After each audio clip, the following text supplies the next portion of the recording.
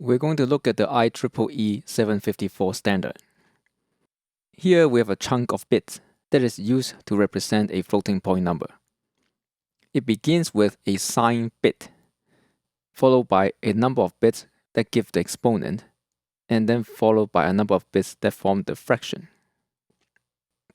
The number that this chunk of bits represents is shown here. So we take -1 to the sign bit, and then times 1 point wherever comes in the fraction. So there's an implicit 1 that comes before the fraction, and then times 2 to the exponent minus the bias. So the exponent is treated as a binary integer, and then to form the actual exponent to raise 2 to is exponent minus bias. There are two reserved values for the exponent, all zeros and all ones. We'll talk about them later. So in this table, we see three different precisions. Half precision is given by 16 bits.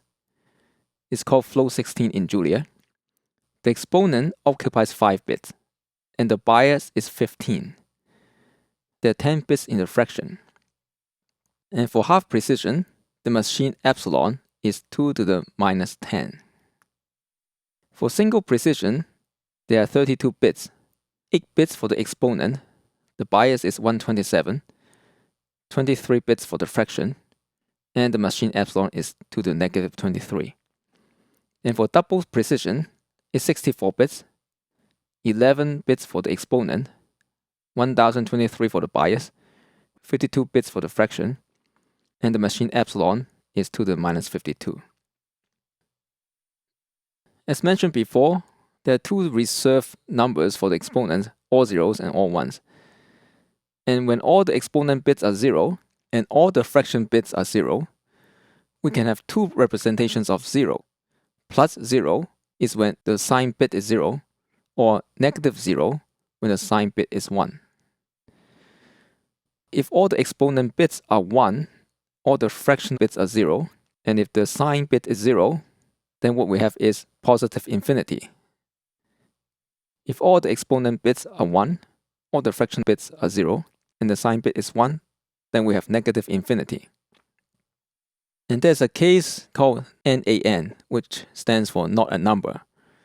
This is represented by a sign bit that can either be 0 or 1, all ones in the exponent, and at least one bit in the fraction that is not 0. In some implementation, the fraction is simply 1 followed by all zeros.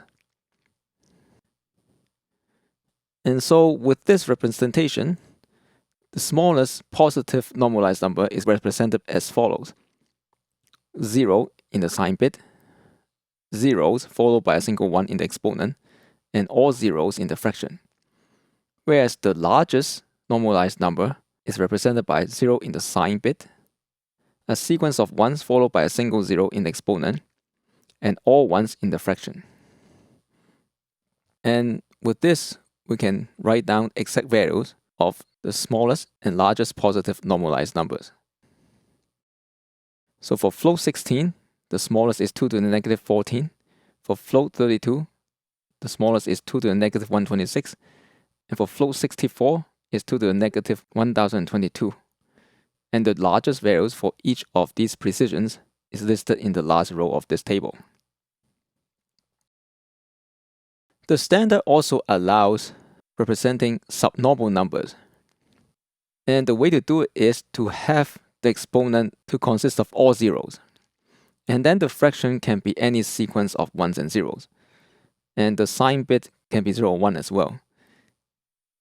Because the exponent is all zeros, we know that this is an unusual number. And in this case, the number that it represents is given by this, where what used to be an implicit 1 is now an implicit 0. And the exponent is negative the value of the bias.